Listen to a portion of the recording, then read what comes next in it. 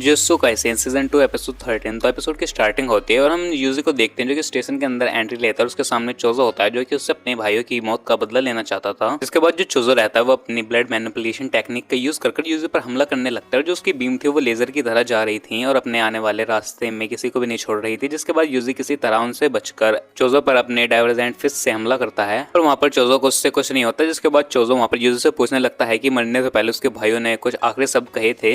UG समझ जाता है वो किसके बारे में पूछ रहे हैं। जिसके बाद यूजी पता था कि उन्होंने कुछ कहा तो नहीं था पर वो रो रहे थे। जिसके बाद चोजो पहले थोड़ा सा शौक में चला जाता है फिर गुस्से में दोबारा उस पर हमला करने लगता है। जिसके बाद यूजी उसके ऊपर दोबारा कूद जाता है पर चोजो से दोबारा दूर कर देता है और अपनी ब्लड की बीम से यूजी के ऊपर हमला करने लगता है। जिसके बाद यूजी उससे बच तो जाता है पर वो चोजो से काफी दूर हो गया था। जिसके बाद चोजो दोबारा तैयार हो जाता है उस पर हमला करने के लिए। जिसके बाद जो चोजो था वो वहाँ पर यूजी के ऊपर एक दूसरी ब्लड बीम से हमला करने लगता है और ये बीम इतनी स्ट्रॉन्ग थी जिसमें यूजी मर भी सकता था। जिसके बाद यूजी उसे डिस्ट्रैक्ट करने के लिए एक जंप लेता है और वो उस पर वो बीम फायर कर देता है। जिसके बाद यूजी एकदम से नीचे हो जाता है जिसकी वजह से यूजी वहाँ पर उस बीम से बच जाता है और वो चोजो पर हमला करने के लिए उसके पास आ जाता है। पर इतनी देर में जो चोजो की ब्लड बॉल थी वो यूजी के पास आकर वहाँ पर फट जाती है जिसकी वजह से यूजी की कमर इंजर्ड हो जाती है। और उसके अगले सीन में जो चोजो रहता है वो अपनी ब्लड का यूज कर एक चाकू बनाकर यूजी के पैर में मार देता है पर यूजी तब भी उस पर पलट वार कर उसे दूर कर देता है। जिसके बाद यूजी सोचने लगता है इसे ऐसे नहीं हराया जा सकता। जिसके बाद जो यूजी के पास मैकामारू था वो भी बोलने लगता है। जिसके बाद वो मैकामारू बताता है कि वो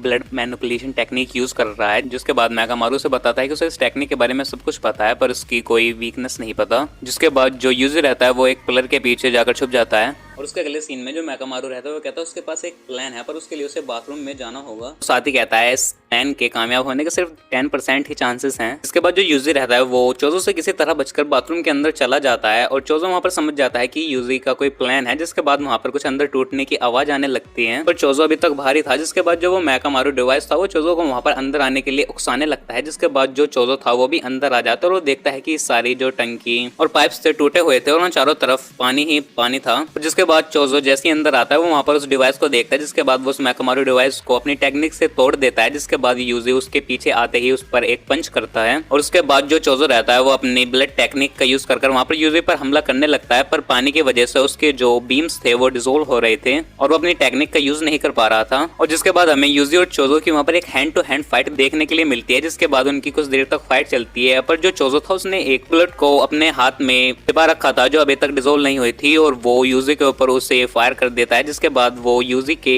लिवर के आर पार चली जाती है। जिसके बाद यूजी को पता चल जाता है कि जो बुलेट है वो उसके किसी इंपॉर्टेंट ऑर्गन के आर पार हुई है। वो मर भी सकता है पर वो अपने डर को कर्स पावर में कन्वर्ट कर लेता है क्योंकि उसका गोल था गोजो को बचाना। और साथ ही यूजी सोचता है कि वो खुद मर जाए पर वो चोजो को मार कर रहेगा ताकि बाकी लोगों को दिक्कत ना हो उससे। वहीं दूसरी तरफ चोजो सोच रहा होता है कि यूजी ने उसे 3 बार ही मारा है और वो ज्यादा इंजर्ड हो गया है और साथ ही वो अब यूजी पर कोई सरप्राइज अटैक भी नहीं कर सकता। उसके बाद जो चोजो रहता है वो अपने अंदर के ब्लड से अपने हाथ को मजबूत कर लेता है। इसमें ज्यादा रिस्क था लेकिन उसके लिए यूजी को मारना ज्यादा इंपॉर्टेंट था। और जिसके बाद इन दोनों की फाइट दोबारा स्टार्ट हो जाती है। जिसके बाद जो चोजो है वो एक चाकू से दोबारा यूजी पर हमला करने की कोशिश भी करता है पर वो दोबारा डिसोल्व हो जाता है चाकू। जिसके बाद जो यूजी रहता है वो अपने राइट हैंड से उसे डिस्ट्रैक्ट करके अपने लेफ्ट हैंड से उस पर पंच करने वाला होता है पर तभी कुछ होता है और यूजी देखता है उसका जो राइट कंधा है वो कट चुका है। चोजो ने फिस्ट हैमर मारकर यूजी का कंधा तोड़ दिया था वहां पर। और जिसके बाद चोजो के एक और पंच से जो यूजी था वो दीवार से जाकर टकराकर वहीं गिर जाता है और वो दिखाता है कि उसने अपने ब्लड से अपनी बॉडी को भी हार्ड कर लिया था और जिसकी वजह से यूजी के पंच का उस पर कोई असर नहीं हुआ और जो यूजी था वो अधमरी हालत में हो चुका था।